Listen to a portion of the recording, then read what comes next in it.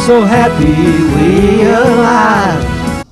Good evening, and welcome to Louisville Late Night. This evening we're in beautiful San Francisco, California.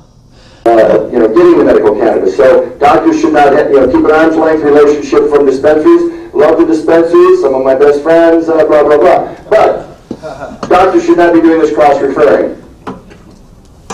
Other threats, of course, the CNO, California Narcotics Association, as of last week, still said on their website there is no justification for using marijuana as medicine. And this lie, of course, is thoroughly contradicted by the IOM. Other threats, state police, we've already talked about that. They got the Return of Property campaign has won. Great grassroots organization. Other threats, the medical board is controlled by law enforcement. Inappropriate investigations, etc. All the reports were investigated, of the 11 or 12 doctors I know were initiated by law enforcement. Two problems here with the doctors is that we're not knowledgeable about cannabis. There's 2 generations, 3 generations of doctors that know nothing about medical cannabis. They're afraid of the medical board even if they don't have anything to do with cannabis. I mean, they're just all afraid of, the principal or the teacher. We are. Doctors with low embarrassing standards and poor ethics is one of my big concerns. 3 seminal cases, Mike Alcalay, mine, and Dr. Bierman. Mike Alcalay was investigated. Jeffrey's Journey, is a book about his patient who was, I believe, 8 really severe problems, oppositional defiant disorder, violent, hurting himself and others. He turned over the records, medical records. He went in for the voluntary interview, was exonerated. I turned over the medical records, refused the voluntary interview after getting more legal advice, and finally was exonerated after they moved my case up to the Attorney General's office. And then Dr. Bierman's case, he fought it, did not turn the records over, fought it all the way to State Supreme Court and won. Thank you, David. All right. I want to thank my attorney once again. Seymour Weisberg. All right. Bill Panzer, yes.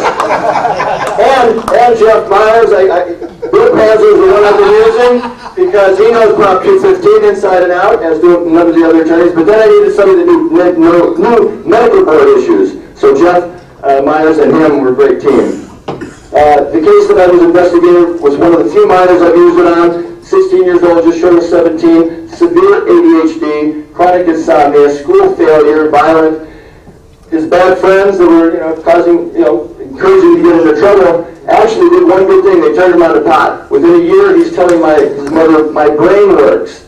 His heart-rending letter made me cry. His teacher saying, he's president of his special ed class. The other kids look up to him because he helps them. Just beautiful. And again, I felt insulted when I was investigated, threatened, angry, scared, but comforted by confidence in my own high practice standards based on a quarter century of practice.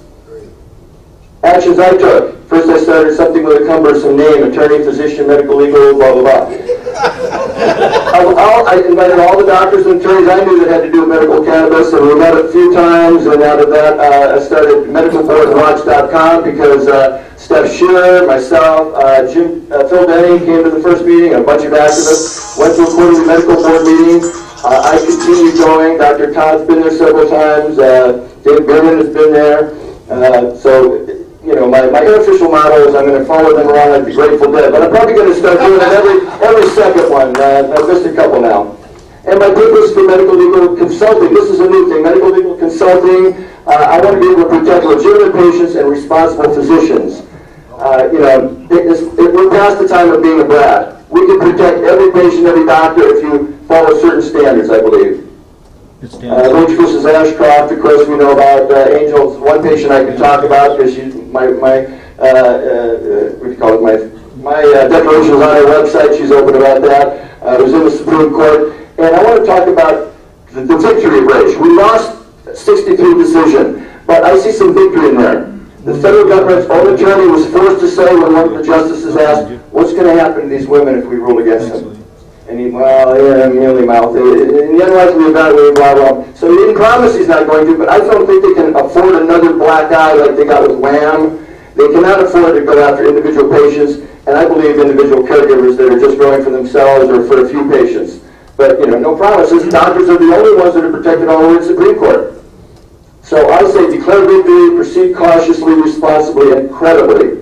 This is what Bill Panzer was saying. If you get a credible doctor, you're going to do fine. Victory. Now the majority in the national CNN poll feel medical cannabis should be legal. Even the Supreme Court knows it's valid medicine. They basically say, well, we know that, but our hands are tied. Medical Board Watch.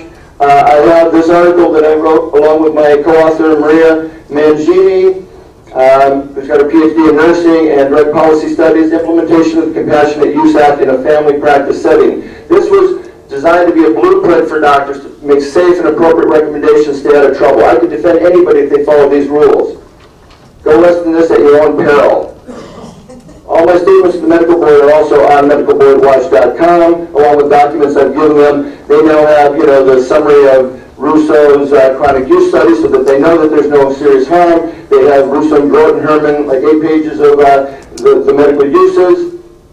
Resources and links are on medicalboardwatch.com. If you have any doctors that you want to know more about it, go out to the main table out there. You see O'Shaughnessy's, and I've got these envelopes that have a little bit about medical legal consulting, my group, and then you'll get reprints of this that are in that. Give it to every doctor that you know. I want more doctors to feel comfortable making safe and appropriate recommendations. I even traveled to Ukiah to talk to the doctors group there, and a couple of them afterwards said, yeah, what forms do you use? There are people that want to do it if they feel safe. Again, on there we've got, I put the summary of marijuana myths, marijuana facts. If you're going to be testifying for patients, doctors need to not be embarrassing to the patients. They need to know the answers of all. The myths never go away.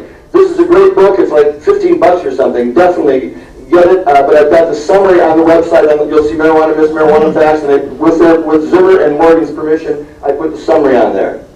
Again, credibility. I was on. I would never watch O'Reilly, but I was on it last year. Out of that, Joe Juzak, chief of enforcement. There was a hit piece on one of the mill doctors, and they sent a reporter in, and so they talked to the reporter, and then they for 3 minutes, and then they talked to me for 2. And the reporter had gone in, pretended he's a patient, had spent 15 minutes with him, charged him $250, never examined him, and he wants to know, what do you think of this, doctor? This is just a sham for legalization. I said, well, to me it sounds, I was in a position of either agreeing with O'Reilly or agreeing with this low-standard doctor, so I took the middle road. I said, well, to me it sounds like the worst cases of HMOs. I mean, I require patients see their doctor about their pain, but they say, why should I see my doctor about my pain? They're just going to give me Vicodin and all the pills I want. So I'm not saying this is good medicine, then he comes, it's just a sham for legalization. So anyway, even Joan Juzak gave me the seal of approval. She called me up and said, I know you won't tell us who the bad doctor is, but would you at least have a talk with him? All my statements again, my most recent statement after that I reported, and I said, what do you think, what do I think the medical board should do with these low-standard doctors? I said, I don't think there's anything you can, because even the worst of them haven't hurt a patient since it's such a safe and effective medicine. But I think they're cheating the patients by spending 3 to 15 minutes giving them this fig leaf. You know what a fig leaf doesn't cover very much? It's, so I did a survey of medical cannabis standards. You'll find it on the front page, the results of my survey. Click on the button, you'll see the results of the survey of 24 respondents out of the 30 high-profile doctors. Without naming any names, it ranges from the 3 to 15-minute fig leaf to those of us that spend enough time and make sure that you have some good documentation so we can save you all those legal fees. Here's the range of from the 3 to 15-minute fig leaf to 30 to 60 minutes. The fees went from $100 to $250, and the worst ones were the $100 ones and the $250 one on O'Reilly. So, I even told the medical board, my soundbite was a $50 value for every $100 to $250. I wouldn't pay $50 for that piece of crap. The prerequisites, again, either no documentation or yearly follow-up. I require yearly follow-up because I want this to be bulletproof. I don't want anybody to doubt their medicals. They should see their doctor at least once a year. I know that's an extra expense, but we're talking about people in a drug war, and be as careful as you can. I believe in more protection for patients, not less. We're about out of time here. Okay, great. Low standards, we talked about that. Good standards. Well, that was the one thing. Go 30 seconds. I was always talking about poor standards. My girlfriend last week at the Patients Out of Time said, talk about good standards. Okay, thoroughness. Ask how long your appointment is scheduled for. Credibility, reputation, trusted by others in the community, not likely to embarrass you.